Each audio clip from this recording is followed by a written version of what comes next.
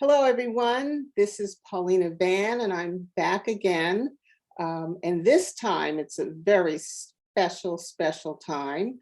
I have a privilege of having a dear friend, and we call ourselves sister, Mrs. Linda Walls Brown. And the format today is going to be a little different. Usually, I read and discuss my poems.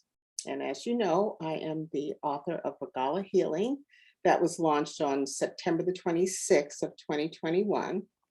Anyway, I usually read and then give you some tips about how to embrace that concept. We've talked about vulnerability. Last time I talked to you about the memory of my late brother who passed away a couple of years ago. But today, Linda is here, and I'm going to ask her to introduce herself. She has a very interesting history with books. And then she is going to ask me some questions about some of my poetry. So, Linda, welcome. I am so happy. And, you're the first one who has braved their way to this channel. So thank you so much. And so would you introduce yourself?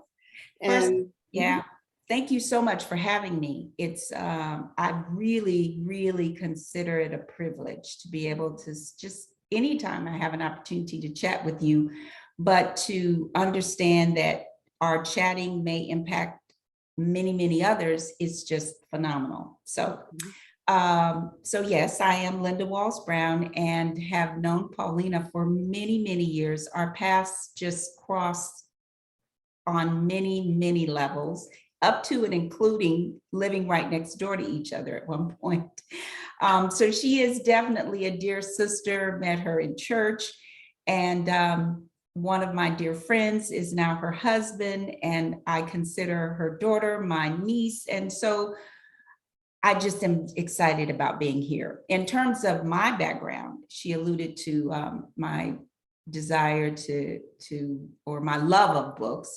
And that's because her husband and I at one point had a book business, and we actually sold books by and about people of African descent. And so I've always been one to appreciate, and still do. I have electric, the Nooks and all that, but the paper, the book, I just love handling and holding books. Background in all sorts of things, from banking to consulting to organizational development to managing change. But again, going back to my first love, which is having an opportunity to share and talk about books. Yeah, Linda, that, I forgot a lot of the things that you just shared, especially, and how can I do that? We lived next door to each other for 9 years, and I totally forgot about that, but there was some wonderful memories. And I just want to let the audience know that even though Linda and I are connected in so many different ways, I have no idea what she's going to ask me today. So I'm gonna learn when you learn what she's gonna ask me, but it's our intent. And this is the first one of this series where I just chat with readers. And so if you're interested in coming on the program and chatting with me about my book, please feel free to contact me, and I'll have my contact information below below the video. Okay, so Linda. All right. Here we go. What do you have for me? I have a lot. First of all, the book is so rich and so compact and just full of wisdom and pearls. And so in trying to think about how we might talk about the book without just being all over the place and for hours and hours and hours, I looked at some of the themes, and some of those that pop out. I mean, you talk a lot about the heart, and you talk about love, and you talk about healing and happiness and forgiveness, and you talk about strength and being vulnerable. And so it's a lot. Yeah. But I thought because we're getting ready to embark upon the holiday season, there's so much going on right now in the world, and oftentimes families have a difficult time during this season. And it's because they have not allowed themselves to forgive some really ridiculous thing, more than likely, that happened many, many, many years ago. And so I thought we'd talk about that, forgiveness, because I think that's really important as we move forward. Absolutely. Okay. So I was, you know, I'm sure, I mean, I would love to just say, okay, what prompted you to write this book and all of that. But I think if we focus on this area of forgiveness, particularly when you wrote, I'm praying, that was one of the poems that sort of spoke about forgiving and letting go. Can you tell us more about that? Absolutely. So, Linda, there will be some that have are viewing our chat today that don't have the book or have access to it, and so immediately. So I'm going to read. I'm praying. Great.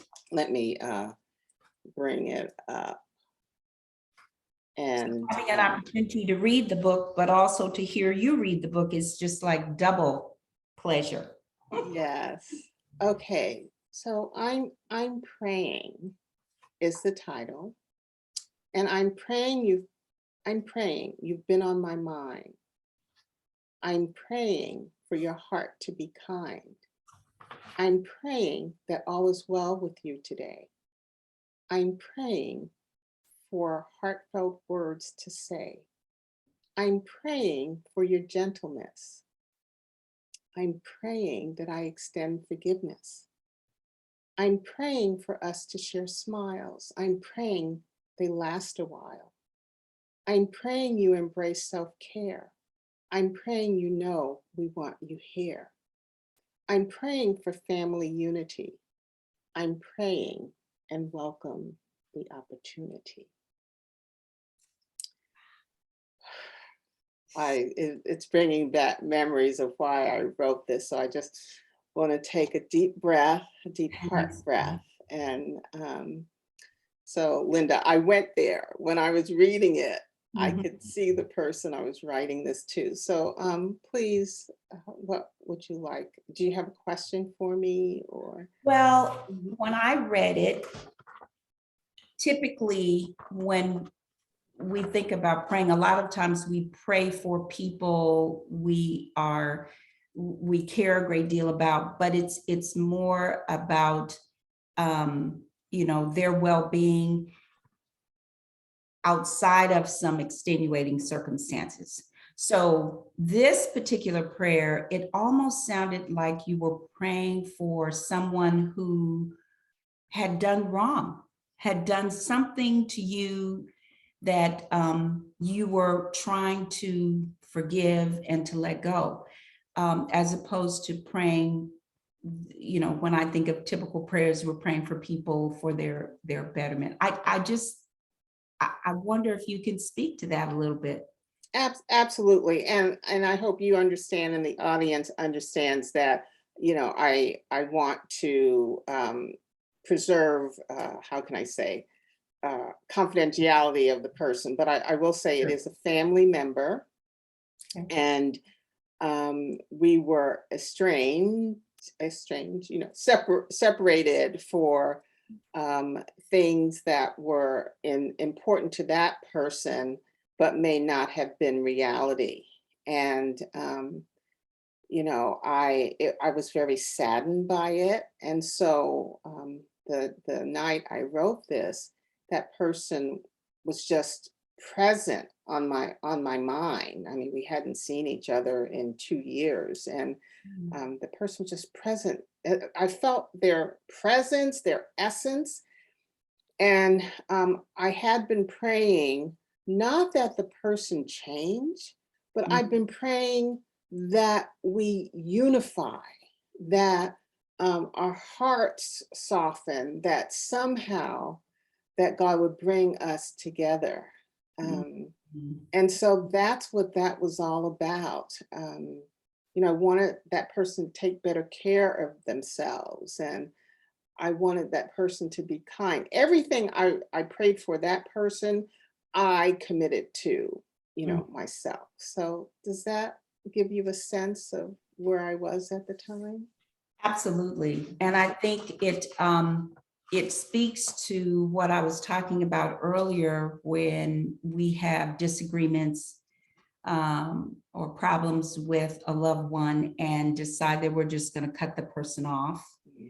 And, Thanksgiving and Christmas and, holidays that are typically um, experienced together. Mhm. Um, it's hard. It can be very hard. And so when you think about how your readers might take this strategy, because I think it's a strategy that says, even though or in spite of how I'm feeling, the one of the ways for me to realize or let go of what I'm hanging on to is to pray for that person's well-being.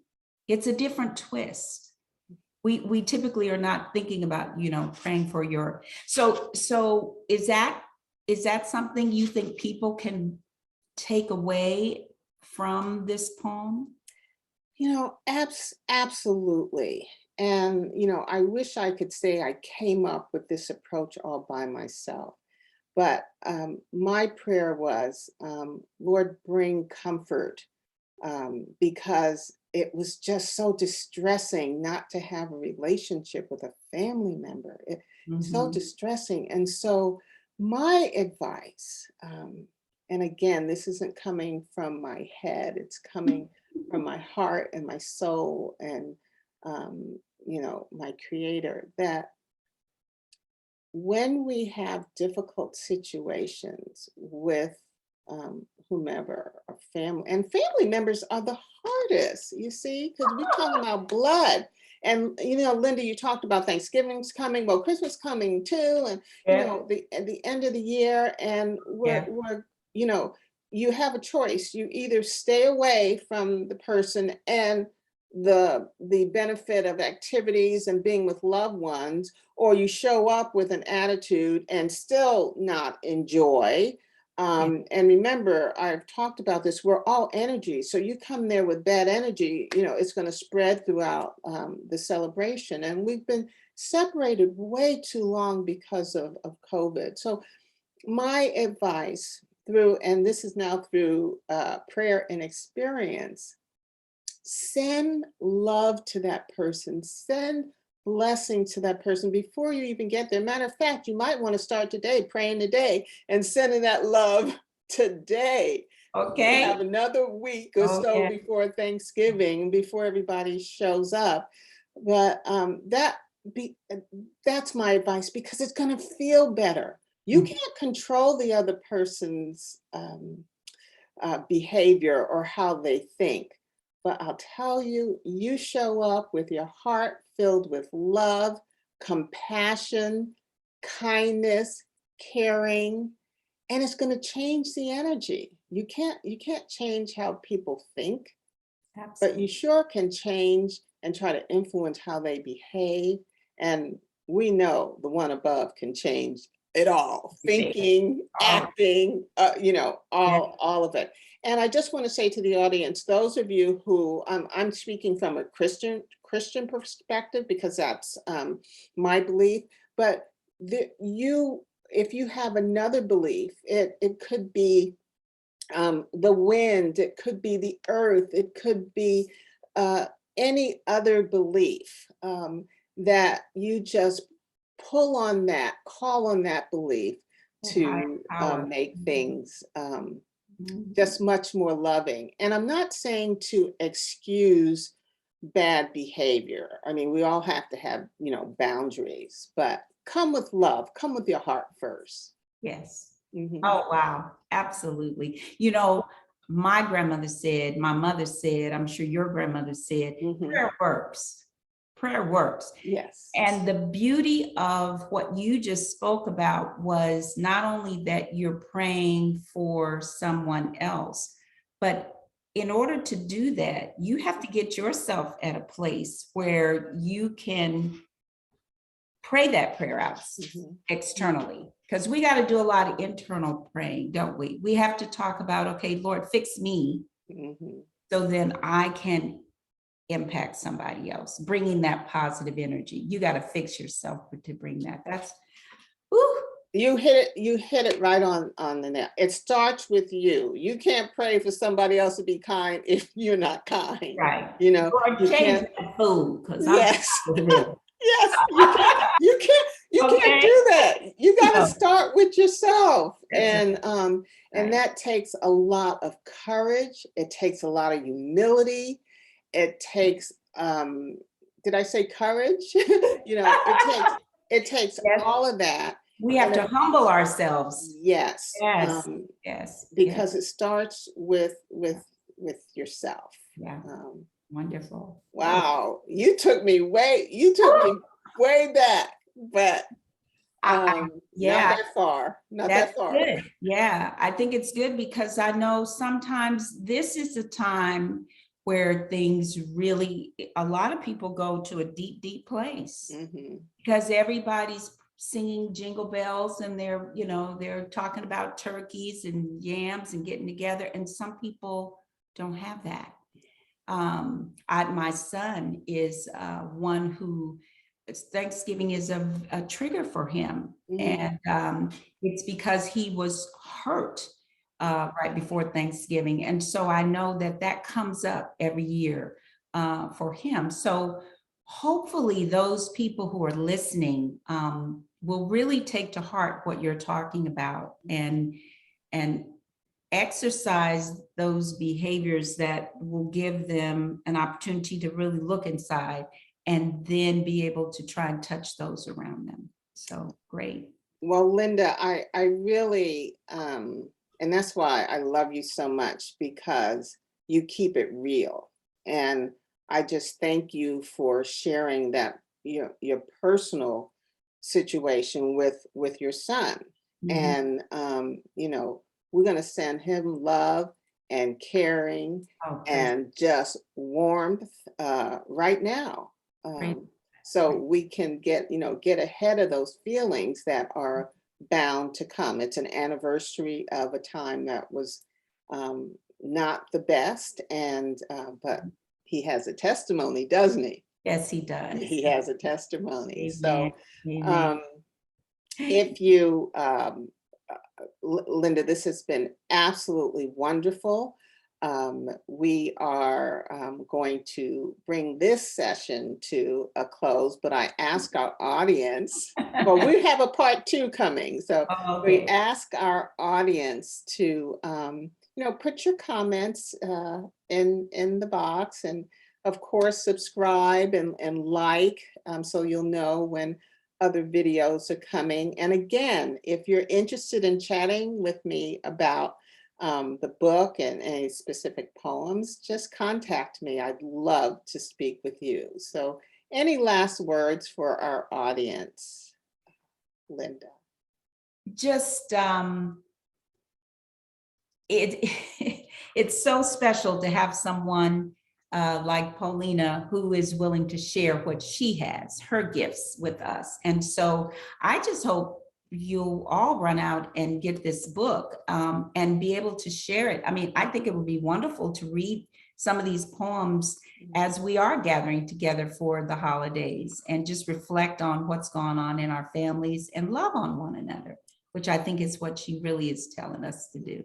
Oh my gosh, Linda, I'm not supposed to be tearing up but you know I know. what? It's all good. Thank you Thank from you. my heart for that. And you've given me, I mean, I have the books here, but would I have thought about taking it out and maybe reading it as before dinner or after we're sitting around after dinner. So that's an excellent suggestion. So again, everyone, I am Paulina Van, the author of Regala Healing, a book of 100 healing poems.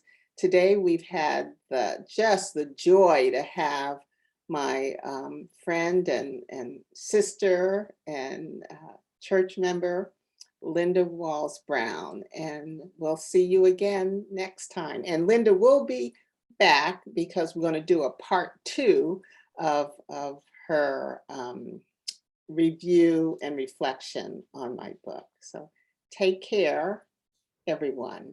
All right. Love and light to you.